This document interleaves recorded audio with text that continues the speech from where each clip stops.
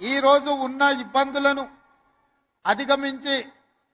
ఇక్కడ 6,956 మంది తెలంగాణ నిరుద్యోగ యువకులకు విద్యార్థులకు ఉద్యోగ అవకాశాలు ఈ ప్రభుత్వం కల్పిస్తే ప్రధాన ప్రతిపక్ష నాయకుడిగా మనస్ఫూర్తిగా ఈ ఆడబిడ్డలను ఆశీర్వదించకపోతే నీకు ఆ ప్రధాన ప్రతిపక్ష పాత్ర కూడా దండగా అని చెప్పి ఇక్కడ ఉన్న వాళ్ళు అనుకునే ప్రమాదం ఉంది. చంద్రశేఖరరావు గారు, ఒక పక్కన మేము వీళ్ళకు ఉద్యోగాలు ఇవ్వడానికి ప్రయత్నం చేస్తుంటే, అడ్డంకులను తొలగించి ముందుకు వెళ్లాలని ఆలోచన చేస్తుంటే, ఇంకొక పక్కన నీ అల్లుడు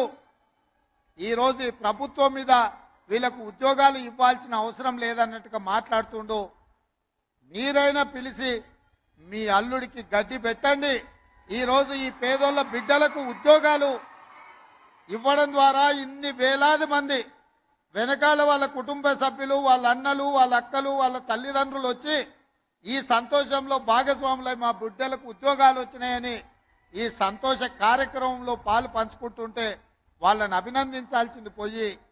వాళ్లకు ఉద్యోగాలు ఇస్తున్నందుకు మా ప్రభుత్వం మీద శాపనార్థాలు పెడుతున్నారంటే మీ ఆలోచన ఎట్లున్నదో, మీ వంకర బుద్ధి ఎట్లున్నదో ఇక్కడికి వచ్చిన వాళ్ళకే కాదు, ఈ రాష్ట్రంలో ఉన్న లక్షలాది మంది నిరుద్యోగ యువకులు ఆలోచన చేసే సందర్భం.